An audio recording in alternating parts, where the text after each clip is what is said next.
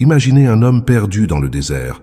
Le soleil brûle sa peau, ses lèvres sont craquelées et chaque pas devient plus lourd. Il regarde autour de lui et voit des mirages, de fausses oasis qui disparaissent dès qu'il s'approche. La soif est implacable. L'espoir commence à faiblir. Mais soudain devant lui, une carte qui révèle un puits d'eau vive caché juste derrière les dunes. Maintenant, arrêtez-vous et réfléchissez. Combien de fois votre vie financière a-t-elle ressemblé à ce désert?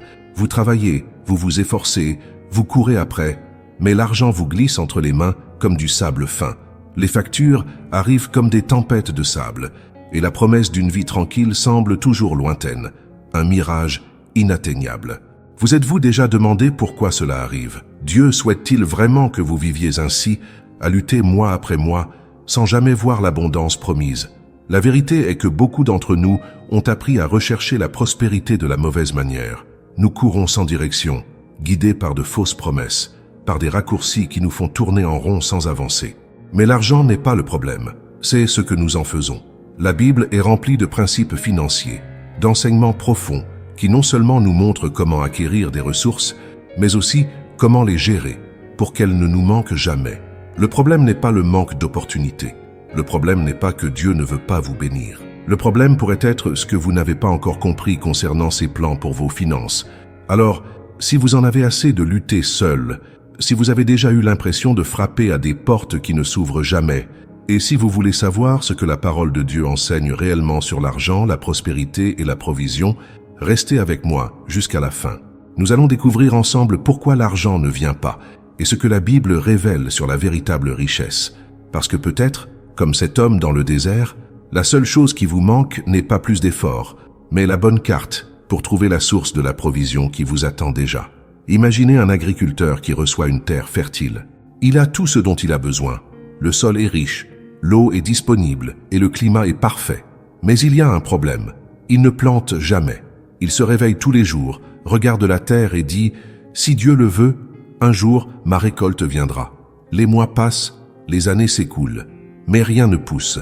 Maintenant, pensez, Dieu a-t-il failli à cet agriculteur? La terre était-elle mauvaise? Ou l'erreur résidait-elle dans le manque d'action? Beaucoup de gens vivent cette même réalité en ce qui concerne l'argent.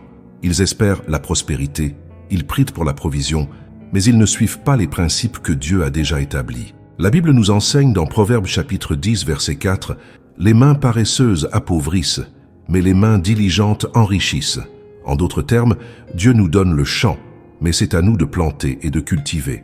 Et cela ne signifie pas seulement travailler dur, cela signifie travailler avec sagesse. Dans l'évangile de Matthieu chapitre 25, Jésus raconte la parabole des talents. 3 serviteurs reçoivent des ressources de leur maître. 2 d'entre eux investissent et multiplient ce qu'ils ont reçu, mais un, par peur, cache le talent et n'en fait rien. À la fin, ceux qui ont fait fructifier ont été récompensés, mais celui qui a enterré son talent a perdu même le peu qu'il avait. Maintenant, pensez, avez-vous été l'un de ces serviteurs qui font fructifier l'argent, ou avez-vous enterré les opportunités par peur, paresse ou manque de connaissances? Dieu ne prend pas plaisir à la pénurie. Il ne nous a pas créés pour vivre à courir après l'argent, à toujours lutter pour payer les factures. Mais la prospérité vient à ceux qui suivent les bons principes. La parole nous enseigne sur le travail diligent, sur la générosité, sur la gestion avec sagesse. Et voici un secret. L'argent n'est pas une fin, mais un moyen. Dieu ne veut pas seulement que vous ayez assez, il veut que vous soyez un canal de bénédiction pour les autres. Luc chapitre 16, verset 10 nous rappelle « Celui qui est fidèle dans les petites choses est aussi fidèle dans les grandes. » Alors, pourquoi l'argent ne vient-il pas? Peut-être parce que, comme l'agriculteur qui n'a jamais planté, il y a encore des graines que vous devez semer. Il est peut-être temps de rechercher des connaissances financières, de changer la façon dont vous gérez ce que vous avez déjà, ou même de corriger votre mentalité concernant l'argent. La bonne nouvelle, Dieu a déjà préparé la terre fertile. La décision de planter est entre vos mains. Maintenant que nous comprenons que la prospérité n'est pas une question de chance ou de hasard, mais de principes appliqués, la question qui se pose est comment traduire cela dans la vie réelle? Comment sortir du cycle de la pénurie et vivre la promesse de provision de Dieu?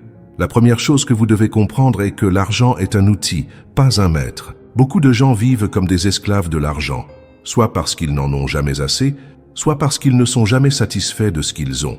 Jésus nous avertit dans Matthieu chapitre 6, verset 24, « Nul ne peut servir deux maîtres, car il haïra l'un et aimera l'autre. » Cela signifie que si l'argent gouverne vos émotions, vos décisions et même votre foi, il est devenu une idole dans votre vie. La première étape vers la prospérité est de placer Dieu au centre, et non les factures ou les paiements. Mais placer Dieu au centre ne signifie pas attendre sans agir. La Bible nous enseigne à être stratégique. Proverbe chapitre 21, verset 5 dit « Les plans bien élaborés mènent à l'abondance, mais la précipitation conduit toujours à la misère. » Cela signifie que la prospérité exige une planification. Avez-vous déjà un plan pour vos finances? Ou vivez-vous encore en mode « laisse la vie me porter » ? Voici un exercice pratique. Prenez un papier maintenant et écrivez 3 choses que vous pouvez faire pour améliorer votre vie financière. Il peut s'agir d'en apprendre davantage sur les investissements, de réduire les dépenses inutiles ou même de démarrer une petite entreprise. Ce qui compte, c'est de sortir de la théorie et de passer à la pratique. Un autre principe puissant est la générosité. Cela peut sembler contradictoire, mais la Bible enseigne que celui qui retient trop finit par perdre, tandis que celui qui donne avec sagesse prospère. Proverbe chapitre 11, verset 24 dit « Il y a celui qui donne généreusement et voit ses richesses augmenter. D'autres retiennent ce qu'ils devraient se donner et tombent dans la pauvreté. » Avez-vous été fidèle dans votre générosité? Ou avez-vous tout gardé par peur de manquer? Dieu ne bénit pas les mains fermées. Celui qui apprend à donner apprend à recevoir. Et enfin, comprenez que la prospérité biblique ne se produit pas du jour au lendemain. Comme un arbre fruitier, la récolte vient au bon moment. Mais pour celui qui plante, la récolte est garantie. Vous vivez peut-être une phase de plantation maintenant. Un temps d'apprentissage, d'effort, de changement.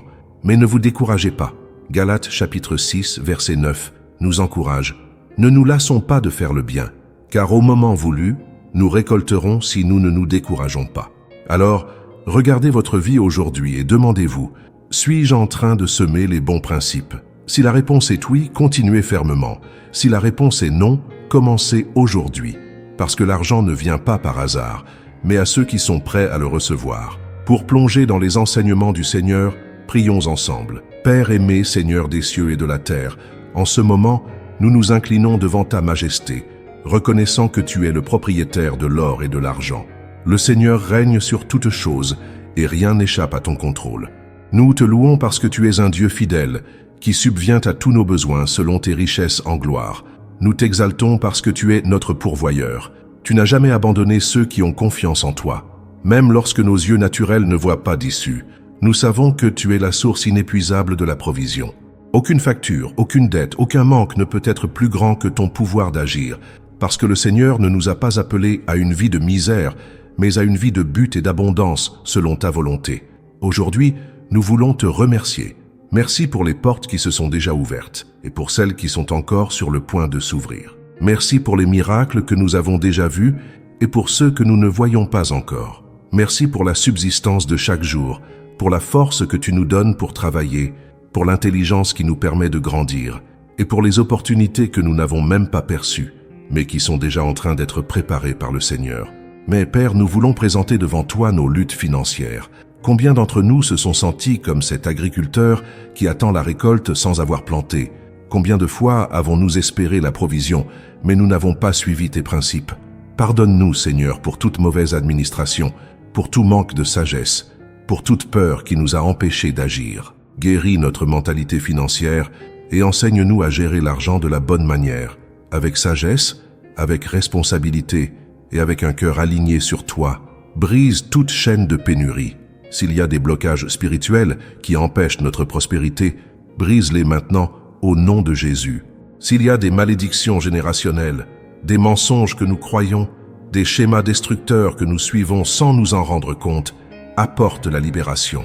Père, nous déclarons que notre esprit est renouvelé et aligné sur ta parole, que nous ne serons plus guidés par la peur, l'anxiété ou le désespoir financier, mais plutôt par ta vérité et tes principes éternels. Donne-nous la sagesse de prendre les bonnes décisions, que nous puissions apprendre à bien investir, à gérer avec prudence, à être généreux sans crainte et à honorer ton nom avec tout ce que nous recevons.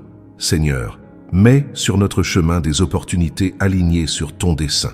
Ouvre des portes là où nous ne voyons que des murs. Fais des chemins là où nous ne voyons que le désert. Père, nous déclarons la foi et la victoire. parce que ta parole nous dit que nous sommes plus que vainqueurs en Christ Jésus, que celui qui se confie au Seigneur ne sera jamais confondu. Nous déclarons que notre vie financière est entre tes mains et que nous vivrons sous ta provision. Que notre maison soit un témoignage vivant de ta fidélité. Que nous puissions non seulement recevoir, mais aussi être des canaux de bénédiction. Que là où il y a besoin, nous puissions apporter de l'aide. Que là où il y a manque, nous puissions apporter la provision. Que notre argent ne soit jamais une fin, mais toujours un moyen de glorifier ton nom et de répandre ton amour. Et maintenant, au nom de Jésus, nous rejetons tout esprit de misère, de pénurie et de peur. Nous prenons possession des promesses de Dieu et déclarons que nous vivrons selon la volonté du Père. Et pour cela, nous te remercions, Seigneur, car nous savons qu'en ton temps, alors que nous marchons dans tes voies, la provision viendra.